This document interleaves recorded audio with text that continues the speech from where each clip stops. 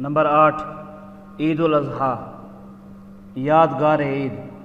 ہم تمام مسلمان اس بات کا عزم کر لیں کہ انشاءاللہ ہم کبھی بھی عید کا دن غفلت میں نہیں گزاریں گے، بلکہ اپنی ہر عید کو اپنے لیے ایک یادگار عید بنائیں گے۔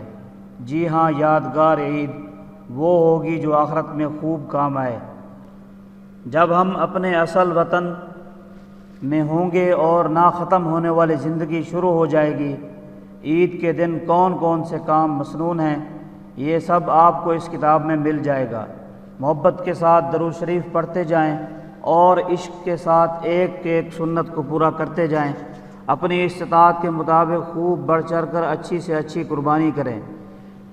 یہ بری بات ہے کہ جیب میں موبائل سیٹ 15,000 کا اور قربانی کے لیے 3,000۔ مہنگا موبائل سیٹ ہماری ضرورت نہیں، وہ تو محض ایک فضول عیاشی اور بیکار نمائش ہے، جبکہ قربانی تو ہماری ضرورت ہے۔ یہ تو ہمارے بہت کام آئے گی انشاءاللہ۔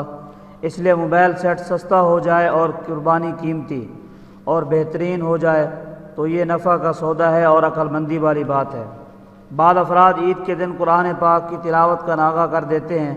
اللہ کے بندے، یہ تو وفاداری والی بات نہ ہوئی۔ خوشی کے دن تو خوشی والے کام کرنے چاہیے، اور اللہ پاک کے کلام کی تلاوت تو بہت خوشی والا عمل ہے۔ کہاں ہم چھوٹے، حقیر اور ناپاک، اور کہاں اللہ عظیم و جلیل کا پاک کلام۔ یہ تو اس کا احسان ہے، ہمیں پڑھنے کی اجازت دی اور اس پڑھنے کو ہمارے لیے دنیا آخرت کی خوشی کا ذریعہ بنایا۔ بس اے بھائیوں اور بہنوں، عید کے دن تلاوت کا ناغہ نہ ہو، خوب گوشت کھاؤ، خوب ملو جلو، خوب کباب بناؤ، پلاؤ پکاؤ، جوس پیو، مگر تلاوت بھی کر لو۔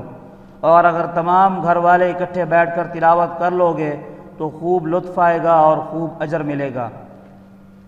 اور اے مسلمان بھائیوں اور بہنوں، عید پر ایک چھوٹا سا کام کر لیا کرو، انشاءاللہ آئندہ آنے والے مسلمان تمہیں دعائیں دیں گے، اور تم بھی ان لوگوں میں شامل ہو جاؤ گے جنہوں نے دین سے بدعات کی جھاڑیوں کو دور کیا اور سنت کے نور کی حفاظت کی۔ عید کے دن نئے کپڑے، نیا جوڑا، نیا جوتا مسلمانوں نے ضروری سمجھ لیا ہے، اور اس کی وجہ سے بہت سی خرابیوں نے جنم لے لیا ہے۔ آپ عید کے دنوں پر درزیوں کی دکانوں پر جائیں یا کپڑے کی مارکیٹ کو دیکھیں تو ہر طرف شیطان ناچتا نظر آتا ہے۔ درزیوں اور دکانداروں کی نمازیں ضائع ہوتی ہیں۔ عید الفطر پر ان سب کا رمضان المبارک کا آخری عشرہ ضائع ہوتا ہے۔ غریب لوگ نئے جوڑے اور جوتے کے لیے قرضہ اٹھاتے ہیں، اور جن کے بچوں کو یہ چیز میسر نہ آئے وہ ناشکری کی آہیں بھرتے ہیں۔ معلوم ہوا کہ ایک بے ضرر سی چیز اب کتنی خوفناک شکل اختیار کرتی جا رہی ہے۔ اس لیے ہم عید کے موقع پر نیا جوڑا، نیا جوتا کی رسم کو بالکل چھوڑ دیں۔ بس اپنے لباس میں سے جو اچھا جوڑا ہو اس کو دھو کر پہن لیا کریں، اور یہی معاملہ اپنے بچوں کے ساتھ بھی کریں۔ اور جوتا تو کوئی ایسی چیز ہی نہیں کہ اس کی زیادہ فکر کی جائے۔ اپنے استعمال والے جوتے کو دھو لیں یا پالش کر کے چمکا لیں۔ آپ یقین کریں آپ کے اس عمل سے کتنے مسلمانوں کو فائدہ ہوگا، اور آپ کو کوئی کمی محسوس نہیں ہوگی۔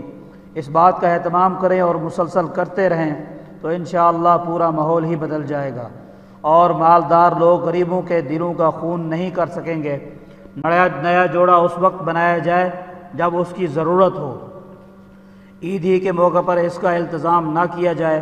نیا جوتا بھی اس وقت خریدا جائے جب اس کی ضرورت ہو، اس کے لیے عید کا موقع خاص نہ کیا جائے۔ بس یہ ہے وہ چھوٹا سا کام جو ہم اللہ تعالیٰ کی رضا کے لیے شروع کر دیں، اور ہم اپنا مزاج یہ بنا لیں کہ شادی ہو یا غمی، عید ہو یا کوئی سوگ، سب سے پہلے ہمارا ذہن اس طرف جائے کہ اس میں اللہ تعالیٰ کا حکم کیا ہے، اس میں جناب رسول اللہ صلی اللہ علیہ وسلم کا طریقہ کیا ہے۔ اگر ہمارا طرز عمل یہ بن گیا تو ہمارے لیے دنیا آخرت دونوں آسان ہو جائیں گی، اور ہم انسانوں کی بنائی ہوئی ظالمانہ رسومات کے غم اور اندھیرے سے بچ جائیں گے انشاءاللہ۔